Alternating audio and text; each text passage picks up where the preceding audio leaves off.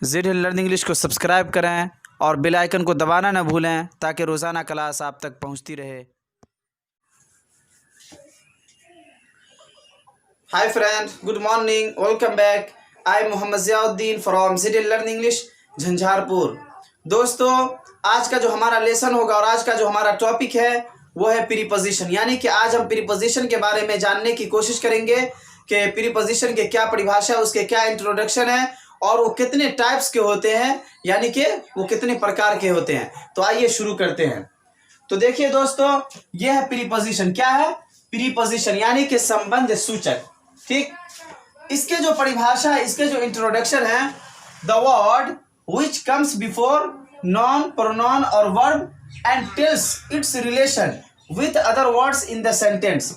ये इसके परिभाषा हुए। ठीक है, इसकी जो हिंदी में तारीफ है यानी कि परिभाषा है, द वर्ड ऐसा शब्द, ऐसा word which comes before noun, pronoun और वर्ब, जो नॉन यानी कि संज्ञा, प्रोनाउन यानी कि सर्वनाम, वर्ब और क्रिया के पहले आता है, एंड टेल्स इट्स रिलेशन, और वो अपना संबंध बतलाता है with other words in the sentence, दूसरे वर्ड के साथ। यानी कि ऐसा शब्द, ऐसा वर्ड जो किसी नॉन से या प्रोनाउन से और इसी तरीके से वर्ब से पहले आता है और वो अपना ताल्लुक यानी अपना संबंध दूसरे वर्ड के साथ किसी भी सेंटेंस के अंदर, किसी भी वाक्य के अंदर अगर वो अपना संबंध दूसरे वर्ड के साथ बनाए तो उसको हम क्या कहेंगे? उसको हम प्रीपोजिशन कहेंगे। ये तो इसके परिभाषा हुए, यानी कि इंट्रोडक्शन हुए। इसके एग्जाम्पल देखिए, your book is on the table. ठीक है, your book is on the table यानी कि तुम्हारी किताब टेबल के ऊपर है, टेबल पर है। ठीक, तो दोस्तों इस सेंटेंस के अंदर यहाँ पे ऑन जो यूज हुआ है, यानी इस सेंटेंस के अंदर, इस वाक्य के अंदर ऑन जो यूज हुआ है, ये प्रीपोजिशन के तौर पे यूज हुआ है, एज ए प्रीपोजिशन यूज हुआ है। ये कैसे यूज हुआ? तो देखिए दोस्तों, आपने इसके परिभाषा में पढ़ा था कि किसी नॉन से पहले हो। ठीक, यहाँ पे टेबल एक नॉन है। ठीक, तो इस नॉन से पहले ऑन है, और आपने ये भी पढ़ा था कि किसी नॉन से पहले हो और वो अपना ताल्लुक किसी दूसरे वर्ड के साथ बनाए, किसी दूसरे शब्द के साथ बनाए। तो देखिए, ऑन ने रिलेशन किसके साथ बनाया? बुक के साथ। अगर यहाँ पे ऑन ना होता, डायरेक्ट होता your book is the table, तो कोई बात समझ में हमें ना आती। इसका मीनिंग हो जाता तुम्हारी बुक टेबल है। ये कोई मीनिंग हमें समझ में नहीं आ रहा।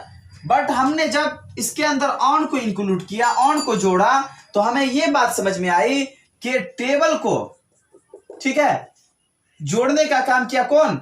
ऑन, दूसरे वर्ड के साथ यानी कि बुक के साथ। तो ये क्या हो गए? Your book is on the table, यानी कि तुम्हारी किताब टेबल पर है। तो टेबल को जोड़ दिया किससे? किताब से, यानी कि चाहे दोनों तरफ से किसी तरीके से बोल सकते हैं।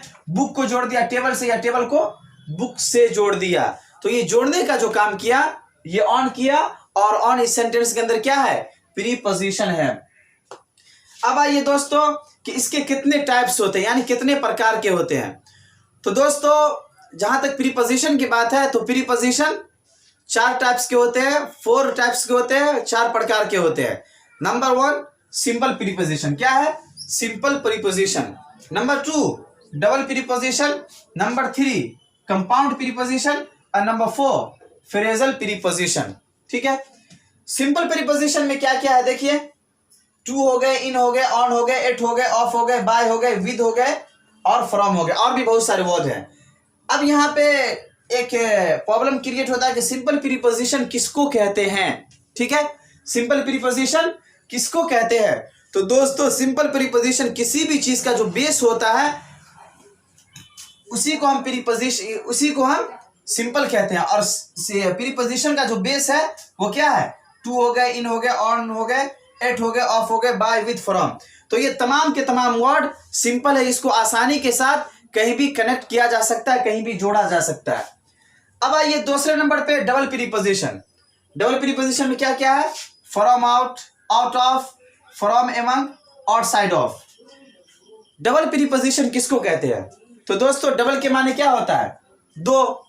ठीक, तो जिस भी प्रीपोजिशन में, जिस भी वर्ड के अंदर, ठीक है, दो प्रीपोजिशन मिला करके अगर बनाया जाए कोई वर्ड, दो प्रीपोजिशन मिला करके कोई एक वर्ड बनाया जाए तो उसी को हम डबल प्रीपोजिशन कहते हैं।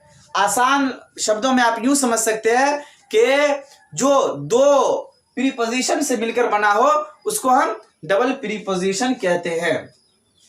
नंबर 3 पे है कंपाउंड प्रीपोजिशन। क्या है कंपाउंड प्रीपोजिशन? कंपाउंड प्रीपोजिशन किसको कहते हैं बतलाइए? कंपाउंड प्रीपोजिशन किसको कहते हैं? तो दोस्तों देखिए, इसको समझने के लिए पहले आपको एक बात समझनी पड़ेगी। देखिए, कोई भी वर्ड होता है, अगर उसके वर्ड के शुरू में कोई चीज जोड़ा जाए तो उसको प्रीफिक्स कहते हैं, और किसी भी वर्ड के आखिरी में यानी कि अंत में, लास्ट में अगर कोई चीज जोड़ा जाए यानी कोई वर्ड जोड़ा जाए या कोई लेटर या कुछ भी जोड़ दिया जाए तो उसको हम सफिक्स कहते हैं।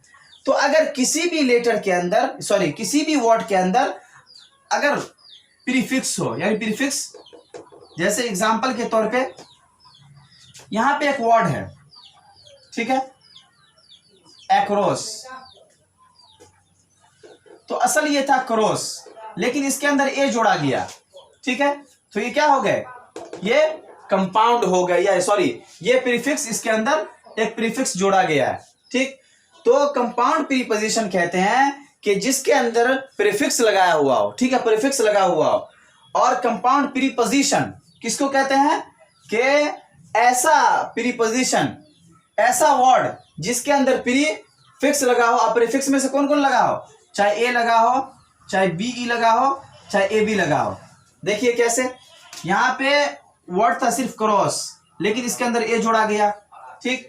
इसके अंदर सिर्फ आउट था, तो इसके अंदर ए बी जोड़ा गया, अबाउट हो गया, ये अपना ये सिंगल है, ठीक।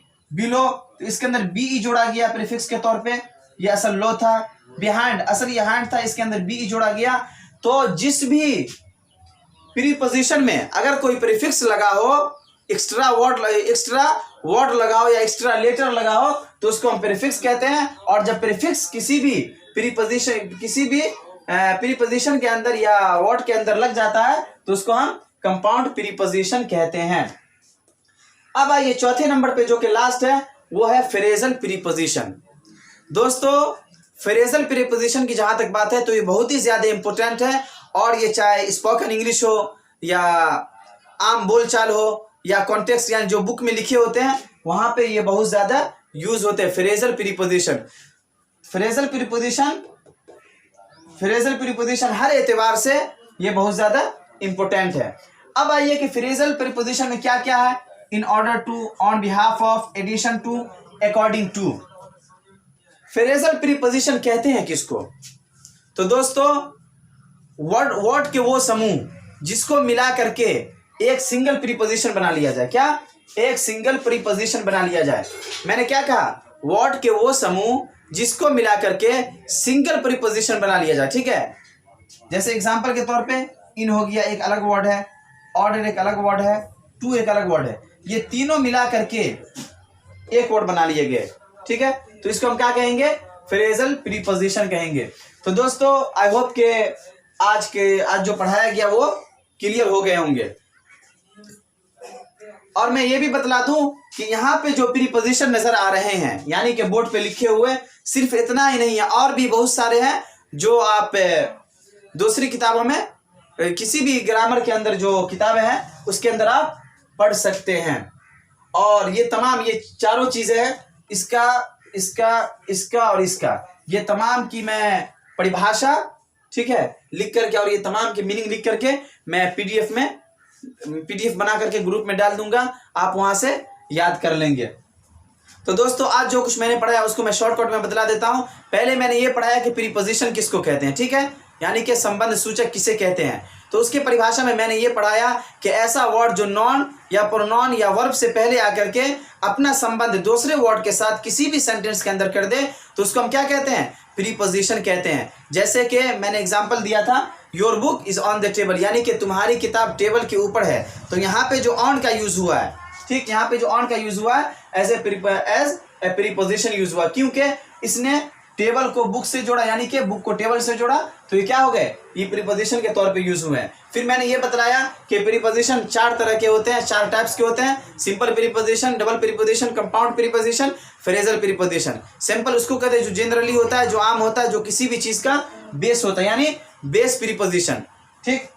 और नंबर 2 में ये पढ़ाया कि जो 2 प्रीपोजिशन से मिला करके एक प्रीपोजिशन बना लिया गया हो। और कंपाउंड प्रीपोजिशन इसको कहते हैं कि किसी भी वर्ड के शुरू में अगर प्रीफिक्स जोड़ दिया जाए तो कंपाउंड हो जाता है। इसी तरीके से यहाँ पे आउट था, इसके अंदर ए भी जोड़ा गया तो अबाउट हो गया। ठीक है। और चौथे नंबर पे था फ्रेजल प्रीपोजिशन। फ्रेजल प्रीपोजिशन में मैंने ये बतलाया था कि फ्रेजल प्रीपोजिशन कहते हैं ऐसे प्रीपोजिशन को कि जो वर्ड के कुछ समूह को मिला करके, ठीक है, एक यानी सिंगल प्रीपोजिशन बना लिया गया, उसी को हम फ्रेजल प्रीपोजिशन कहते हैं।